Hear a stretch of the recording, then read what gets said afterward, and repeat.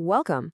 Today, we're going to step into the flow of a river of thought that's been running for nearly 500 years. We're exploring a poem that looks at the huge, grand sweep of history and finds wisdom, not in some epic victory, but in something as simple as a glass of wine shared between old friends. The poem starts with just this one incredibly powerful image. Just listen to the sound of it for a moment. Let it wash over you. 滚滚长江东逝水. This is our starting point. We're standing on the banks of the mighty Yangtze River, a force of nature, and really a metaphor for time itself, just flowing endlessly, always eastward. And right away, that image of the river brings up this huge, profound question. It's a question that the Ming Dynasty poet Linjiang Xian really grappled with. And his answer? Well, it has echoed through the centuries. So let's step into the current and explore it together. So this first part of the poem, it pulls our perspective way, way back. Imagine you've got this God's eye view of all of human history, where even the biggest, most monumental struggles start to look kind of small and fleeting. Here are the first two lines together. The sound of it is just so epic. 滚滚长江东逝水，浪花淘尽英雄. You can almost feel the spray of the water, can't you? And you can just see the ghosts of all these legendary figures, these heroes just disappearing into the current. This central metaphor is just incredibly rich. You see, the river isn't just water, it's the relentless, unstoppable passage of time. And the waves? Those are the brief, brilliant moments, a great battle, a coronation, you name it. And the heroes? Well, they're like the foam on top of those waves.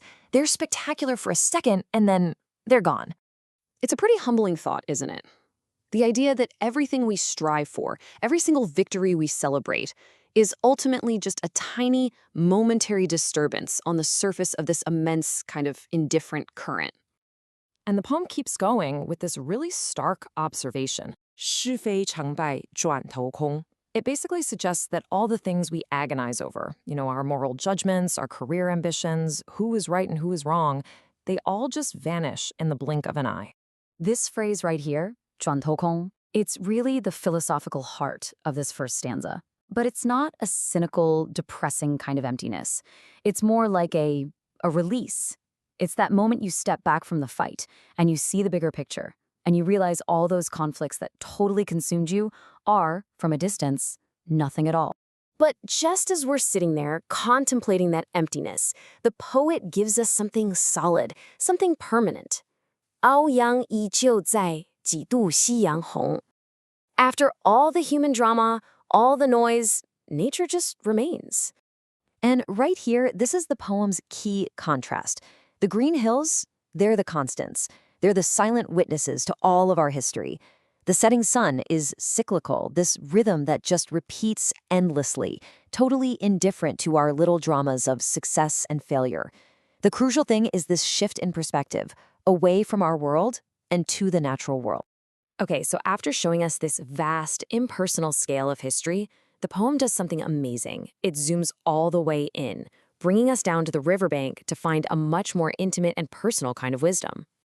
Just listen to the quiet simplicity here. 白发渔樵江渚上，惯看秋月春风.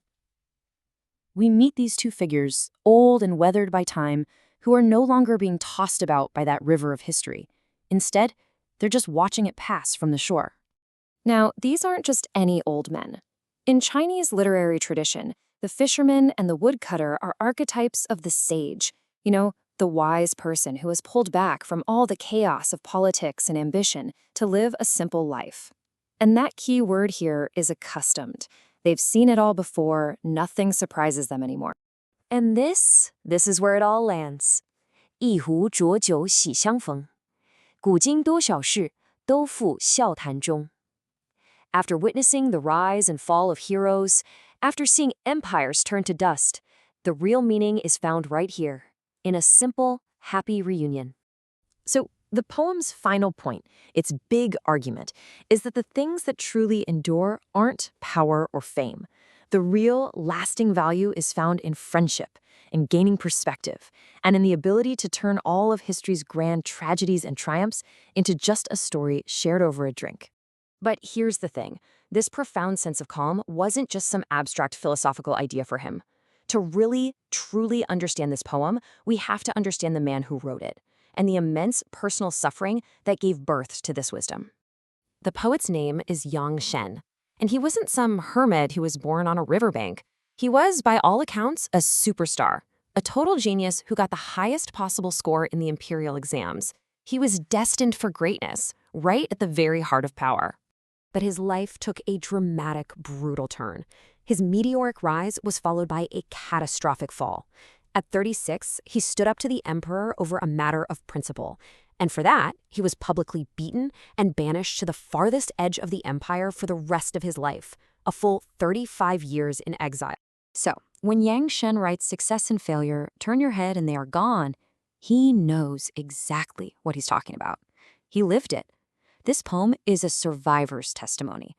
It's the perspective of a man who had his ambition, his status, his home, everything stripped away, and somehow had to find a different reason to live. And he did find a reason.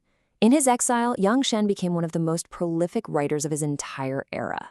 And this poem, in particular, took on a life of its own, becoming etched into the very soul of Chinese culture. In fact, its influence is so immense that even if you've never heard of Yang Shen, you've almost certainly come across the epic story that this poem famously introduces.